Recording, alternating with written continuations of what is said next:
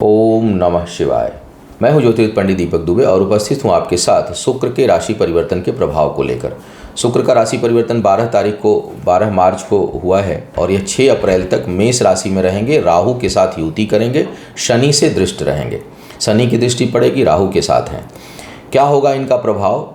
बहुत लंबे समय तक तो नहीं रहने वाले हैं। 12 मार्च से 6 अप्रैल तक यहाँ पर रहेंगे, उसके बाद अपनी राशि वृषभ में प्रवेश कर जाएंगे। लेकिन शुक्र, राहु और शनि से प्रभाव होने के कारण थोड़ा सा इनका प्रभाव कुछ समय के लिए ही होगा, लेकिन अधिक होगा। जो मेरे नए दर्शक हैं उनको बता दूं कि जो मेरा यह राशिफल है यह लग्न राशि पर आधारित है। इसके लिए चंद्र राशि, नामाक्षर या सूर्य राशि इत्यादि को आधार ना माने, बल्कि अपने लग्न राशि को आधार माने। दूसरा, यह बेहद सामान्य आधार पर है। आपको चाहिए कि कोई विशेष परिस्थिति हो तो आप अपनी कुंडली का विश्लेषण कराएं, उसके बाद किसी निष्कर्ष पर पहुँचें। शुक्र का प्रभाव तभी अधिक होगा, राहु के साथ युति कर रहे हैं, जब दोनों इस समय गवर्निंग कंडीशन में कहीं होंगे। यानी शुक्र की दशा या अंतर्दशा, उसमें राहु की दशा या अंतर्दशा या प्रत्यंतर दशा हो, कहीं शनि का भी कॉम्बिनेशन बन रहा हो, तो प्रभाव बहुत अधिक होगा। अन्यथा क्रमशः कम होता चला जाएगा। हर शुक्र और राहु की युति को ज्योतिषीय दृष्टिकोण से बहुत अच्छा नहीं माना गया है। देखिए, जैसे किसी भी चीज़ की प्राप्ति को शुक्र भौतिकता, विलासिता, काम, सेक्स, लग्जरी, फैशन, ग्लैमर, खूबसूरती, युद्ध कला, बहुत सी चीज़ों का कारक शुक्र जो है वो है और एक विजेता की भूमिका में है। राहु के साथ जब कॉम्बिनेशन बनेगा तो उसमें छद्मवेश आ जाएगा, उसमें प्रभाव दूषित हो जाएगा। मतलब हर काम को तो सारा करेगा, लेकिन उसकी जो नीयत होगी वो उतनी सही नहीं होगी, साफ़ सुथरी नहीं होगी जो होनी चाहिए। तो हर काम में, और जैसे किसी भी एक काम को करने के कई तरीके होते हैं, लेकिन शुक्र राहु की युति का जब कॉम्बिनेशन बनता है तो वो काम करने की जो तरीका है वो सही नहीं होता। सही का मतलब, सही गलत तो वैसे सापेक्ष होता है, लेकिन एक जो जनरल जिसको हम एथिक्स बोलते हैं, वो उससे आदमी हट जाएगा। वो दूसरे तरीके से उन चीज़ों को हासिल करने का प्रयास करेगा या करेगा। उसमें थोड़ा छद्म भाव आ जाएगा, उसमें विचारों में थोड़ी दूषित मानसिकता आ सकती है। विजेता तो बनाएगा ज़बरदस्त। कहीं ऐसे मान लीजिए शुक्र राहु का कॉम्बिनेशन और कहीं किसी से वाद विवाद हो जाए, उसे कौन परास्त करेगा? उसको तो कोई नहीं परास्त कर सकता। कहीं तर्क की बात आ गई, उसे कोई नहीं, अपनी चीज़ों को हर हाल में वो हासिल कर लेगा, चाहे उसे झूठ बोलना पड़े, सच बोलना पड़े, एक कदम आगे खींचना पड़े, एक कदम पीछे बढ़ाना पड़े, कुछ भी करना पड़े, वो हासिल करेगा। तो इस तरह की प्रवृत्ति उत्पन्न करता है। चूँकि यह युति कुछ समय के लिए है, इसलिए इसका बहुत अधिक प्रभाव नहीं पड़ने वाला है। परमानेंट कुंडली में अगर यह युति हो तो जिस भाव में होगी उस भाव से संबंधित चीज़ों में कहीं न कहीं कुछ, अब उसको आप अच्छाई भी कह सकते हैं और बुराई भी कह सकते हैं। राहु को जैसे तीसरे भाव में लोग राजयोग बताते हैं, तो राहु तीसरे भाव का राजयोग जो है वो पराक्रम ही तो बढ़ाता है, झगड़ालू प्रवृत्ति बढ़ाता है, आदमी दबता नहीं। तो ठीक है, राजयोग हो गया, किसी नहीं हारेगा, सबको दबा देगा लड़ भिड़ के। तो उसको आप अच्छा भी कह सकते हैं, बुरा भी कह सकते हैं। तो इसीलिए मैं अब इन सब चीज़ों में अच्छाई बुराई से थोड़ा सा परे हट के बात करता हूँ, क्योंकि वो सापेक्ष है। हर आदमी का अपना दृष्टिकोण होता है, तो उसके हिसाब से चीज़ें वो अच्छी भी हो सकती है, बुरी भी हो सकती है। फिलहाल शुक्र राहु की युति हो रही है, शनि की दृष्टि जा रही है। एक एक करके लग्न राशि के हिसाब से बात करते हैं कि क्या प्रभाव संभावित इसका होने वाला है। मेष वालों के लिए लग्न में ही शुक्र राहु की युति हो रही है। अब लग्न, शुक्र सप्तमेश है, सप्तमेश का लग्न में बैठना वैसे ही प्रेम, आकर्षण और शारीरिक आकर्षण की ओर बहुत अधिक बढ़ाता है। राहु की यहाँ उपस्थिति उसको और उसमें फायर का काम करेगी, तो निश्चय ही कामोत्तेजना बहुत बढ़ेगी और कई बार ऐसे लोग अप्राकृतिक जो है वो सेक्स की तरफ उनका रुझान होता है। परमानेंट कुंडली में होगी तब तो 90% लोग जो है वो अप्राकृतिक अननेचुरल चीज़ों की तरफ आकर्षित होते हैं। लेकिन यहाँ पर भी कुछ न कुछ प्रभाव थोड़ा बहुत क्षणिक उत्पन्न करता ही है, भले रुझान हो ना हो रुझान की तरफ। अब पराक्रम बढ़ेगा, कार्यशैली अच्छी होगी, युक्ति बल बढ़ेगा अपने काम को निकालने में, चाहे वो व्यापार संबंधी काम हो, लाभ संबंधी काम हो, चीज़ों को बढ़ाने में आपका युक्ति बल बहुत तेज रहेगा। लेकिन यहीं पर यह स्वास्थ्य के लिए ठीक नहीं है। अगर इस दौरान कोई रोग इत्यादि प्रारंभ हो गया तो जल्दी ठीक नहीं होगा, क्योंकि शनि की भी नीच दृष्टि जा रही है और मेष वालों के लिए शुक्र मार्केस भी हैं। तो यहाँ पर स्वास्थ्य को लेकर के आपको बेहद सतर्क रहना होगा। स्वास्थ्य अगर ठीक चल रहा है, बाकी दशा महादशा वगैरह अगर आपकी ठीक चल रही है, तो यह थोड़ा बहुत मनोविकार उत्पन्न करेगा। उसके साथ साथ लेकिन कार्यशैली में वृद्धि, पराक्रम में वृद्धि और व्यापारिक क्षमता में अभूतपूर्व वृद्धि यह आपको दे सकता है। तो शुभाशुभ परिणाम तो ये देगा ही हर जगह लगभग। वृषभ वालों के लिए अगर मैं बात करूं तो यह द्वादश भाव में यह युति हो रही है। अनावश्यक का धन खर्च करेंगे आप अपने सुख और सुविधाओं के ऊपर बिना सोचे समझे, और कुछ मामलों में भटकाव भी होगा। कई लोग ऐसे लोगों में कर्ज लेकर के भी अपने सुख की प्राप्ति का योग जो है वो बनता है। तो थोड़ा भटकाव, लेकिन अपने सुख उपभोग की प्राप्ति और कुछ गलत संगत में पड़ने की संभावना भी बनेगी। परिश्रम का परिणाम उतना प्राप्त नहीं होगा। गलत संगति से आप प्रभावित हो सकते हैं, बचने की सलाह आपको दी जाती है। और हाँ, एक बात अच्छी है कि इस दौरान कोई जो है वो कोर्ट कचहरी का मामला होगा तो उसमें आपको सफलता प्राप्त होगी, उसमें आपको विजय प्राप्त होगी। लेकिन कार्य व्यापार के लिए यह रुकावट, अड़चन और मानसिक अशांति का कारक होगा। अभी का सुख बाद में दुख देने वाला बन सकता है। मिथुन वालों के लिए द्वादश के स्वामी है, पंचम के स्वामी है। आय स्थान पर शुक्र और राहु की युति हो रही है। आय में वृद्धि होगी और उसको लेकर के महत्वाकांक्षा खूब बढ़ेगी चढ़ेगी। प्रेम संबंध भी पनपेंगे, एक से अधिक संबंध होने की संभावना बहुत से लोगों की बनेगी। शिक्षा प्रतियोगिता में भटकाव होगा क्योंकि पंचम पर केतु भी बैठे हैं, शुक्र की दृष्टि वहाँ जाएगी, तो शिक्षा प्रतियोगिता में भटकाव और संतान गर्भवती महिलाओं के लिए थोड़ी हानिकारक स्थिति उत्पन्न करेंगे। हालांकि शुक्र पंचमेश हैं, लेकिन केतु और राहु की का जो प्रभाव है और जो प्रभाव पड़ रहा है कुल मिलाकर के, वो थोड़ा संतान पक्ष के लिए ठीक नहीं है। विशेष करके संतान का मतलब जो गर्भस्थ शिशु हैं उनके लिए यह ठीक स्थिति नहीं है। शिक्षा प्रतियोगिता में सफलता के लिए आपको प्रयास बढ़ाने पड़ेंगे। केवल आय के दृष्टिकोण से और आय प्राप्ति के लिए प्रयासों के दृष्टिकोण से यह काफ़ी अच्छा है, लेकिन धन गलत तरीके से ना आए इसका भी आपको ध्यान रखना है। कर्क वालों के लिए दसम भाव में शुक्र राहु की युति हो रही है। आय स्थान के स्वामी सुख भाव के स्वामी है। चतुर्थ भाव पे दृष्टि के कारण सुख उपभोग की प्रवृत्ति बढ़ेगी। भूमि भवन वाहन खरीदने के लिए कुछ मामले में अच्छा योग बनाएंगे और सोच से अधिक चीज़ें आपको प्राप्त होंगी। कार्य क्षेत्र पर वहीं विपरीत लिंग के जातकों से हानि या अपमान या आरोप का भय उत्पन्न होगा, तो थोड़ा सा अपने कार्यस्थल पर सावधान रहें। बहुत ज़्यादा भरोसा ना करें किसी के ऊपर, क्योंकि वहाँ पर कुछ कठिनाई उत्पन्न होगी। आय अपेक्षाकृत कुछ कम होगी और अपने से बड़े लोगों के ऊपर आपका धन या उनके की खर्च होगा या उनके भरोसे रहने पर थोड़ी निराशा हासिल हो सकती है। कार्य क्षेत्र पर मानसिक तनाव उत्पन्न हो सकता है। सिंह वालों के लिए भाग्य स्थान पर यह युति बन रही है। शनि की भी दृष्टि जा रही है, तो भाग्य पक्ष में थोड़ी रुकावट महसूस करेंगे। हालांकि दशमेश का भाग्य स्थान में आना एक प्रकार का राजयोग होता है, लेकिन यहाँ राहु के साथ युति बन रही है।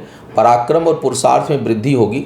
खूब मित्रता करेंगे। पार्टी टाइम बहुत से लोगों के लिए यह हो सकता है कि खूब दोस्तों के साथ घुलना मिलना, पार्टी एंजॉय करना, कहीं घूमने फिरने जाना, इस तरह की स्थिति उत्पन्न यह करेंगे। लेकिन भाग्य कार्य व्यापार के मामले में थोड़ा भाग्य कम सपोर्ट करेगी। और कहीं पद प्रतिष्ठा मिलने वाली है तो एग्जैक्ट वो नहीं मिलेगी जो मिलना था, कहीं कुछ न कुछ उसमें आपको कमी महसूस होगी। मान लीजिए आपको जो है वो बी मिलना था तो उसकी जगह पर हो सकता है कि ए मिले। कम प्राप्ति हो, थोड़ी सी हल्का सा माइनस में आप रहें तो जो है वो कुछ कमतर प्राप्त होगा जो आपको उम्मीद होगी या जैसा आपके साथ किसी ने वादा किया होगा। कुछ असंतुष्टि का बोध यहाँ पर रहेगा। कन्या वालों के लिए यह अष्टम में शुक्र राहु की युति, शनि की दृष्टि, सेहत को लेकर बेहद सावधान रहें। जननेंद्रियों में क्योंकि सूर्य बुध शनि गुरु शुक्र और राहु 3 1 4 2 6 ग्रह आपके निचले हिस्से में जा रहे हैं। पेट का निचला हिस्सा बहुत प्रभावित हो सकता है। बहुत से लोगों के लिए कुछ लंबे समय की बीमारी उत्पन्न हो सकती है। आपको बहुत सावधान रहना चाहिए स्वास्थ्य के मामले में। भाग्य का साथ नहीं मिलेगा, भाग्यवश कुछ कठिनाई हानि होने की संभावना बनेगी। बचत में आप जो है वो समस्या आपको महसूस होगी। तो शुक्र का यहाँ आना राहु के साथ युति किसी भी दृष्टिकोण से आपके लिए ठीक नहीं है। अपने सेहत का भी ध्यान रखिए। भाग्य भरोसे केवल मत रहिए। भगवान शिव और गणेश की नियमित आराधना करना लाभकारी रहेगा इस दौरान। और संबंधों को लेकर सावधानी। तुला वालों के लिए भी सप्तम भाव में शुक्र राहु की युति हो रही है। लग्नेश है, लग्नेश का सप्तम में आना और राहु के साथ युति, शनि की दृष्टि पंचम की बैठी हुई। एक से अधिक संबंधों की प्रबल संभावना। संबंधों में विकार, कई मामलों में गलत संबंध बनने की संभावना।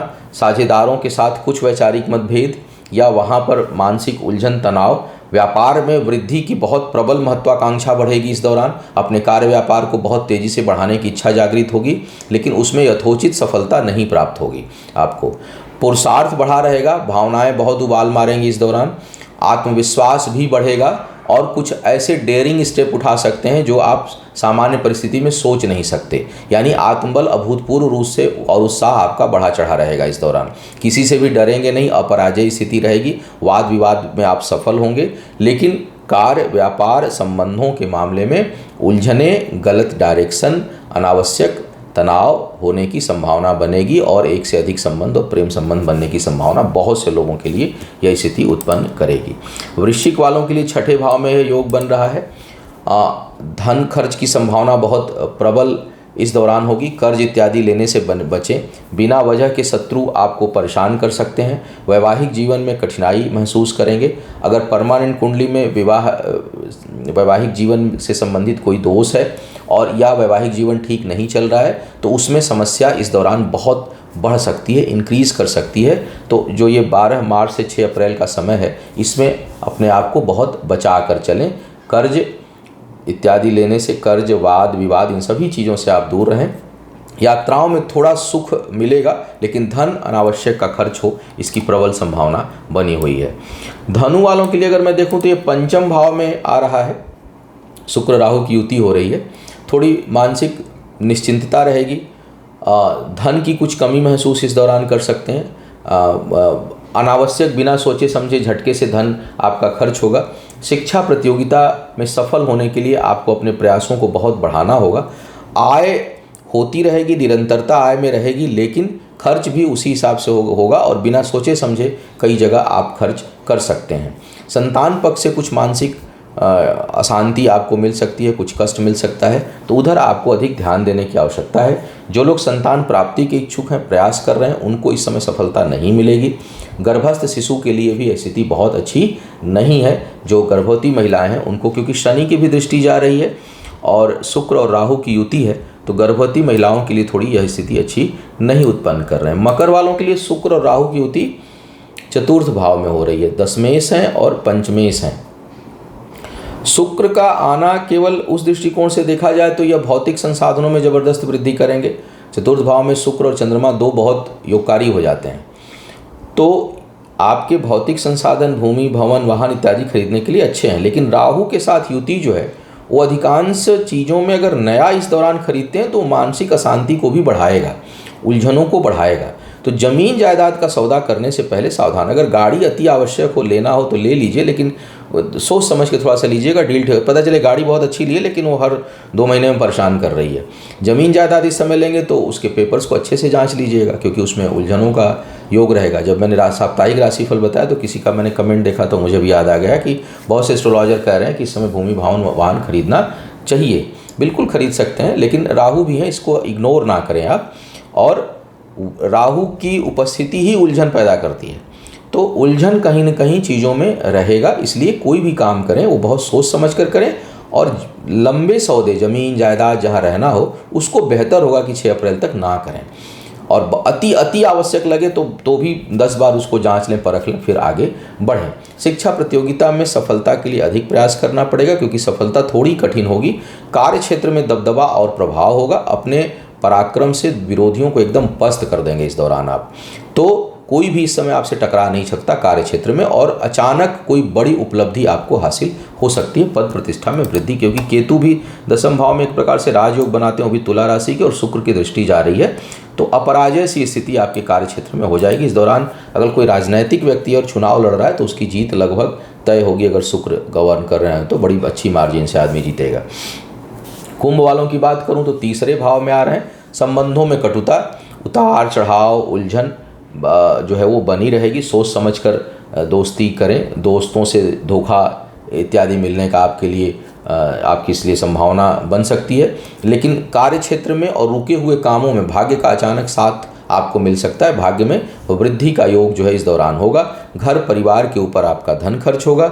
जमीन जायदाद को बेचने से इस समय आपको लाभ प्राप्त हो सकता है। खरीदने से नुकसान होने की संभावना रहेगी।